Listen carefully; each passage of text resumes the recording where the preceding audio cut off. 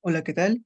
Me presento, mi nombre es Virrichaga López Kevin, soy estudiante de la Universidad Nacional Autónoma de México, específicamente de la Facultad de Medicina, y hoy les voy a hablar de un tema, el cual es auscultación cardíaca. Comencemos. ¿Qué es? Es escuchar sonidos y vibraciones, los cuales se denominan ruidos cardíacos, de los que posteriormente hablaremos, que se producen en el corazón durante su funcionamiento. La auscultación se lleva a cabo usando un instrumento llamado estetoscopio, esto con el fin de escuchar frecuencia, intensidad, duración, cantidad y calidad. Van a ver los llamados focos de auscultación cardíaca, los cuales son cinco, como por ejemplo el aórtico, el pulmonar, el tricúspide, el mitral y el foco accesorio aórtico, que también se denomina de ERP. La localización de estos, empezaremos con el aórtico.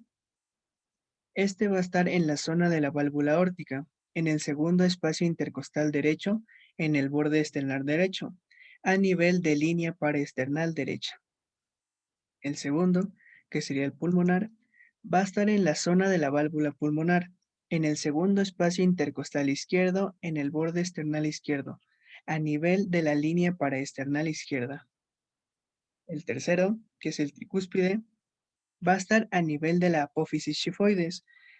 Otros también lo encuentran, o bueno, lo localizan como en el cuarto espacio intercostal, a nivel de la línea paraesternal izquierda. El cuarto, que sería el mitral, va a estar en la línea medioclavicular izquierda, a nivel del quinto espacio intercostal izquierdo.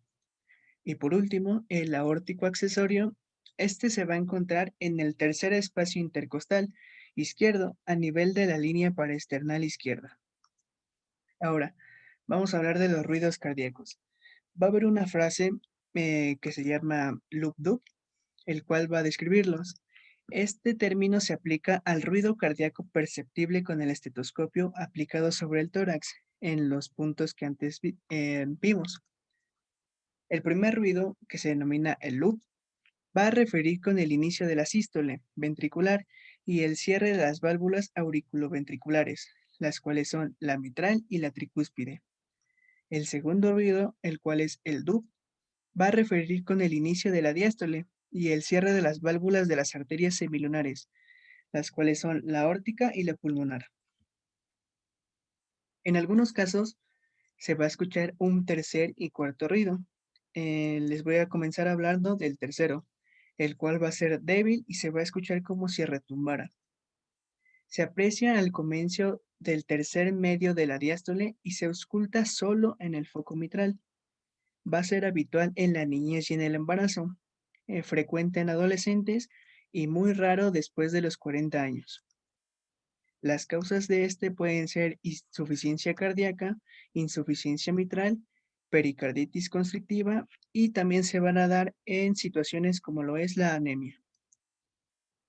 El cuarto ruido, el cual también se va a conocer como ruido auricular, va a estar al final de la diástole, lo que es la telediástole. Va a ser una fase de llenado ventricular por contracción auricular, debido a una hipertrofia muscular secundaria a sobrecarga de presión. No se va a auscultar en personas menores de 50 años y puede tener origen tanto derecho como izquierdo. Les voy a presentar las causas dependiendo de cada uno. En el caso del derecho, va a ser por una hipertensión pulmonar, por una cardiomiopatía, una estenosis valvular pulmonar. En el caso del izquierdo, puede ser por una hipertensión sistémica, una estenosis aórtica valvular, cardiomiopatía o una cardiopatía isquémica. Por último, voy a hablar de dos ruidos más. El primero será el que se denomina clic de eyección. Este se produce en las válvulas semilunares, que son la pulmonar y aórtica. Este va a estar inmediatamente después del primer ruido, por lo que será al inicio de la sístole. Se va a producir cuando hay afección en las válvulas, principalmente va a ser por una estenosis. El segundo ruido se llama chasquidos de apertura. Este se producen en las válvulas auriculoventriculares, la mitral y tricúspide. Va a estar posterior al segundo ruido, por lo que sería al inicio de la diástole, conocido como protodiástole.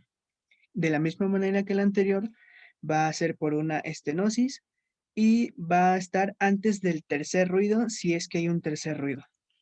Y bueno, aquí les presento las bibliografías que consulté y de la misma manera agregué algunas por si quieren checar más sobre el tema.